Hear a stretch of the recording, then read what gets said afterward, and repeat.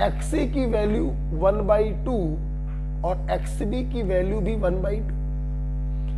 XA plus XB बराबर 1, total value 1 होती है। जब XA XB बराबर है तो 1 के 2 भाग हो गए, 1/2 1/2, राइट। तो YA बराबर partial pressure of A upon total vapour pressure XA into P not A upon XA into P not A plus XB into P not B। रखिए वैल्यू 1/2, P नॉट A है 96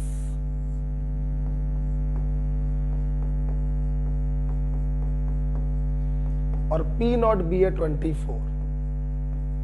solve कर लो बेटा, ऊपर कितना आएगा 48 और 48 और 12 60, ठीक है। तो 48 में 60 आप डिवाइड कर दीजिए 0.8। तो A का मोल फ्रैक्शन वेपर फेज में कितना होगा 0.8, राइट। यस 38 नंबर क्वेश्चन था ये जो मैंने आपको करवाया और फोर्थ आंसर इसका आ रहा है 38 का 4। तो बहुत ही सुंदर सा कॉन्सेप्ट था कि वेपर फेज और सॉल्यूशन फेज में मोल फ्रैक्शन में क्या रिलेशन है, आप लोगों ने देखा, राइट। चलिए केस नंबर 1 हमने खत्म किया। अब हम लोग जा रहे हैं केस नंबर 2 की तरफ। और केस नंबर 2 से ही आपको प्राप्त होगा अपना कॉलीगेटिव प्रॉपर्टी। और ये केस नंबर 2 हमने बनाया है लिक्विड सॉलिड सॉल्यूशन।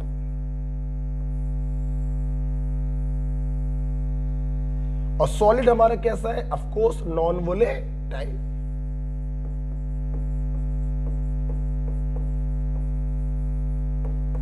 जब मैंने वेपर प्रेशर हेडिंग डाली थी तो मैंने आपको वेपर प्रेशर समझाने के लिए एग्जाम्पल ही यही वाला लिया था। सॉल्वेंट पी नॉट और नॉन वोलेटाइल सॉल्यूट डालकर पीएस निकाला था। पीएस की वैल्यू पी नॉट से कम थी, इस कमी को कहते थे लोवरिंग इन वेपर प्रेशर। उसी को मैंने केस नंबर 2 बनाया है। देखिएगा हमने अब की बार एक सॉल्यूशन बनाया है या मिक्सचर बनाया है।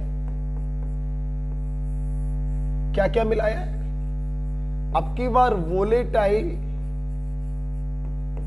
लिक्विड जिसे आप सॉल्वेंट कह सकते हैं और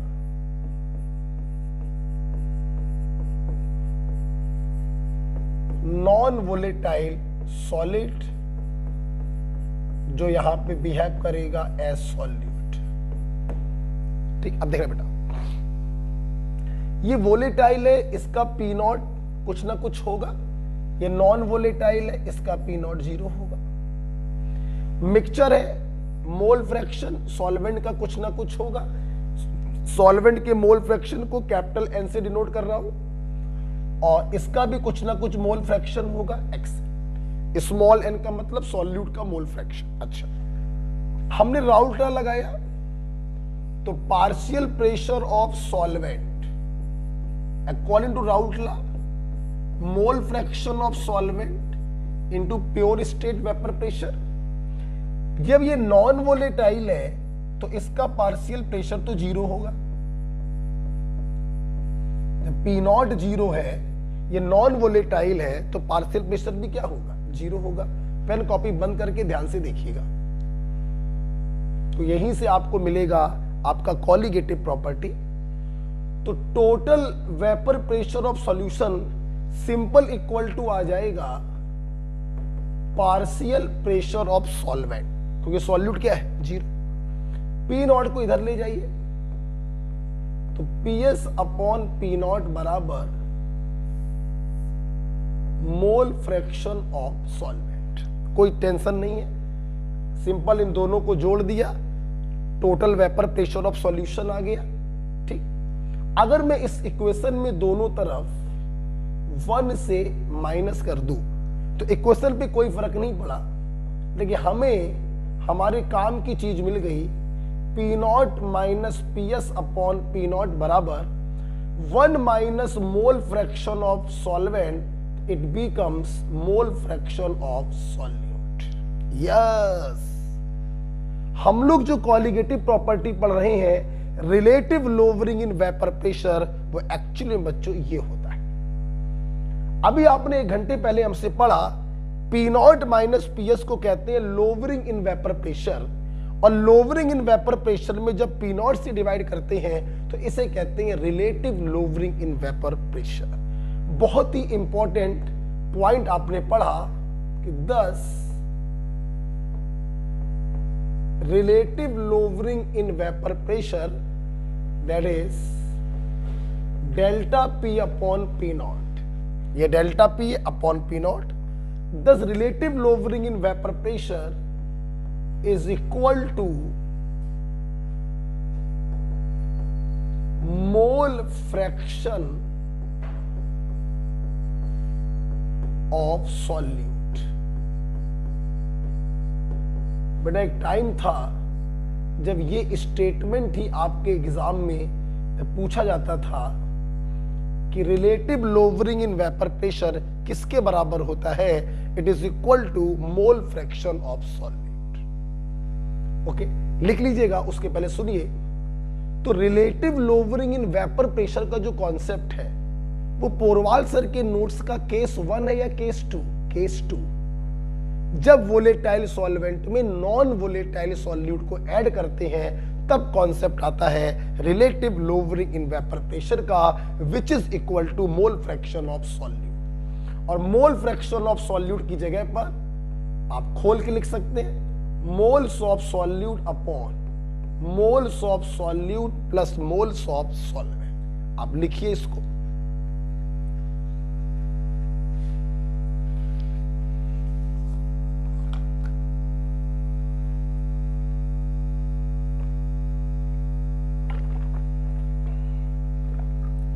P naught minus PS upon P naught is relative lowering in vapor pressure, which is equal to mole fraction of solute.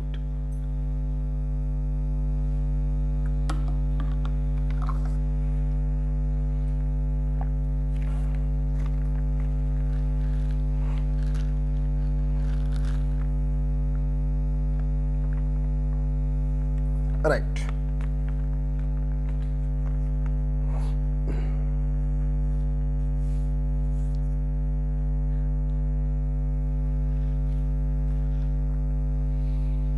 पहला केस था लिक्विड लिक्विड सॉल्यूशन जहां पे दोनों ही वोलेटाइल थे, और दूसरा केस है लिक्विड सॉलिड सॉल्यूशन जहां पे सॉल्वेंट वोलेटाइल है उसका पार्शियल प्रेशर निकाला जाएगा, सॉल्यूट नॉन वोलेटाइल है उसका पार्शियल प्रेशर 0 होगा। दोनों को जोड़ के सॉल्यूशन का वेपर प्रेशर आ गया।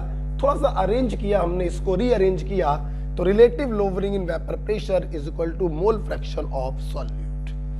बच्चों यहां पर एक चीज और बतानी है, ध्यान दीजिए बेटा। आप कंटिन्यू इसी में करेंगे। इफ सॉल्यूशन इज डाइल्यूट,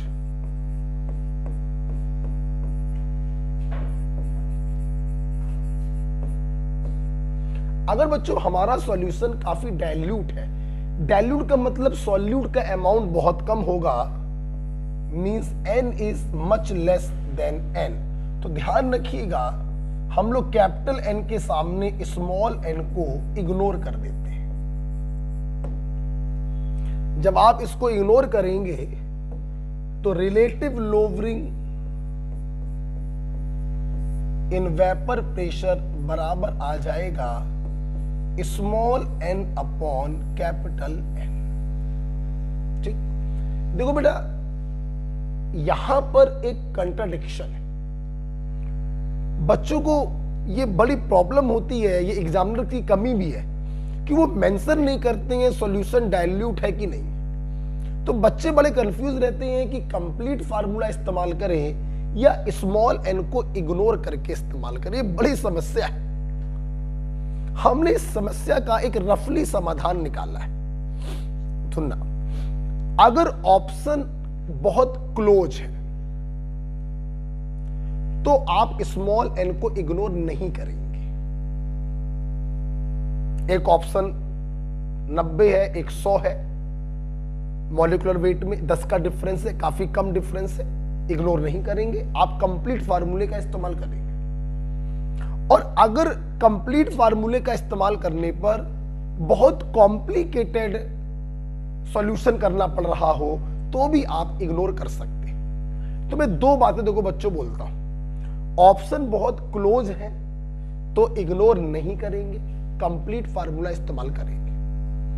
और अगर कंप्लीट फार्मूला लगाने पर काफी कॉम्प्लिकेटेड कैलकुलेशन बन रहा हो, काफी ज्यादा मैथमेटिक्स लगानी पड़ रही हो, तो स्मॉल n को इग्नोर कर दिया करो। ठीक है, जैसे जैसे मैं आपको यहां पर एक क्वेश्चन दूंगा, ये बड़ा प्यारा क्वेश्चन है, देखिएगा। यहां पर एक क्वेश्चन देंगे, इसको हटाना चाहूंगा बच्चों।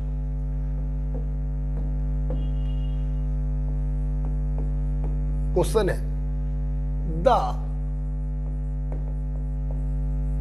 Vapour pressure of pure A is 10 torr and at the same temperature when 1 gram of B is dissolved in 20 gram of A, its vapor pressure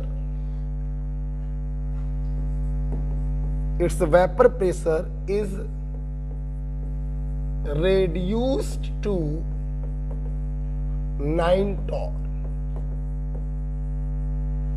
Full stop. If molecular weight of A is 200 AMU,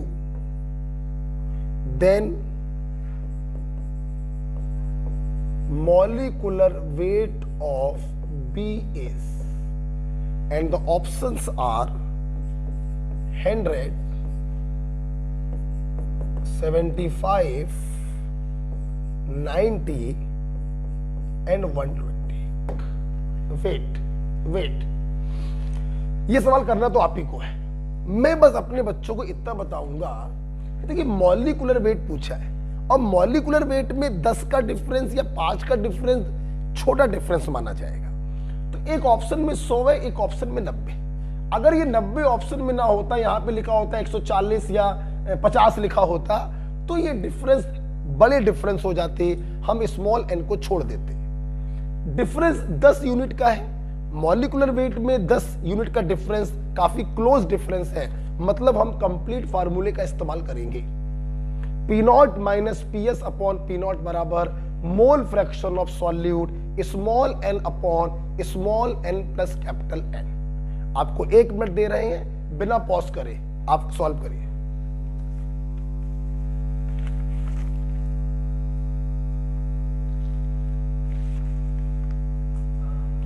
बिना pause करे solve करना है।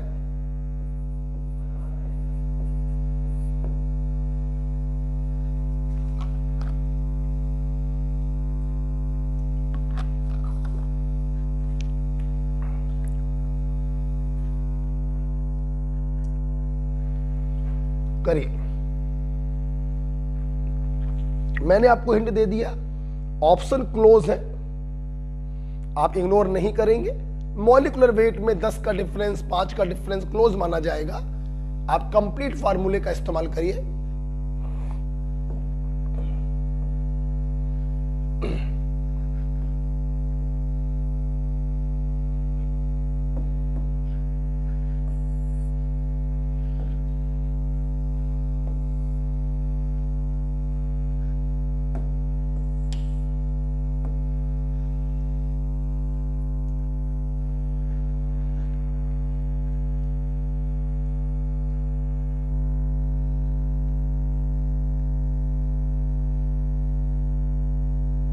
Okay, आप लोग online है, आप लोग answer नहीं दे पाते हैं, लाइव क्लास नहीं हो पा रही है।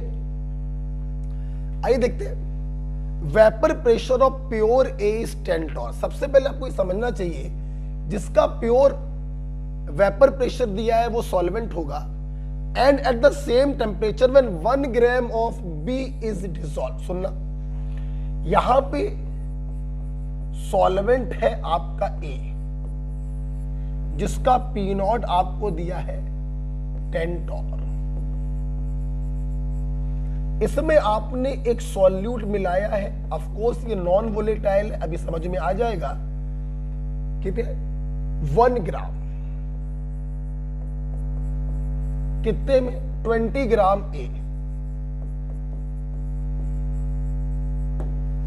It's vapour pressure is reduced to 9 torr. बस देखो, अगर इसको मिलाने पर वेपर प्रेशर घट रहा है तो ये अंडरस्टूड है यार कि ये नॉन वोलेटाइल सॉल्यूट होगा, तभी तो जो आपने मिलाने पर सॉल्यूशन बनाया उस सॉल्यूशन का वेपर प्रेशर सिर्फ 9 टॉर रह गया।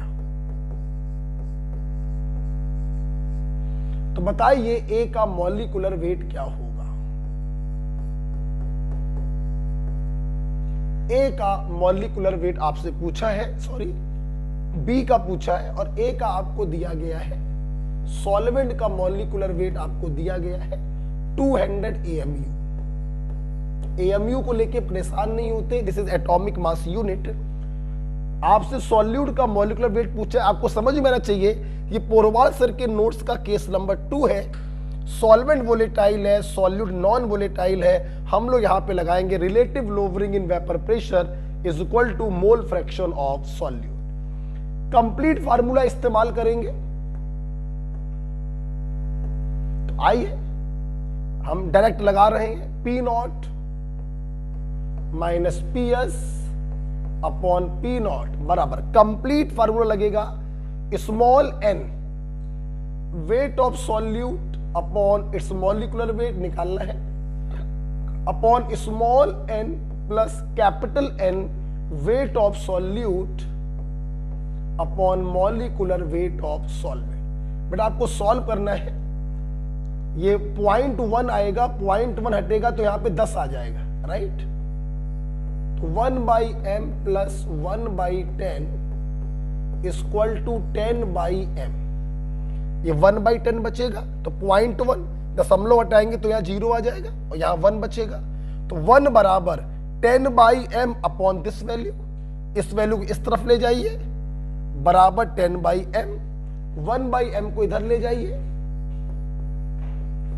तो 9/m, तो यहां से m बराबर आ गया 90।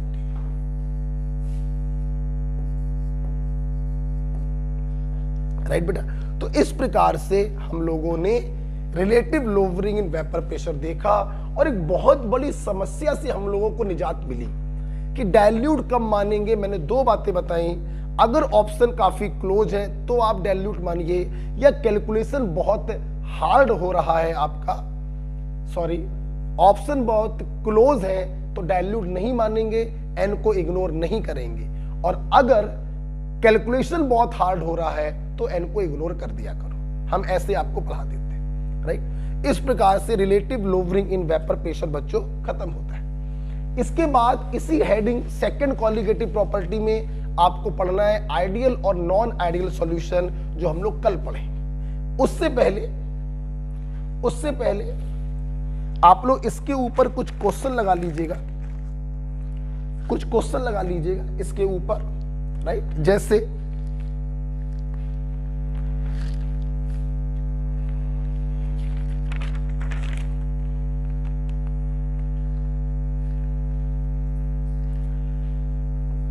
क्वेश्चन नंबर 13, 14, 15,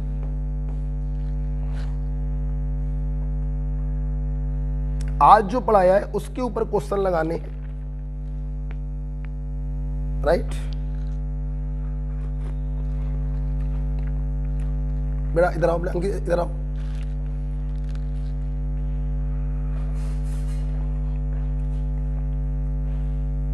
22,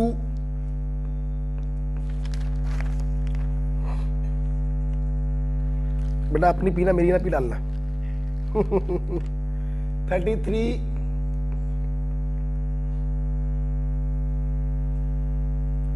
37, 38 मैंने क्लास में करा दिया है।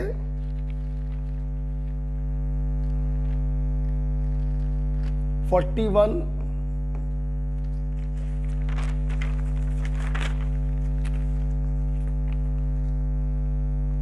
42,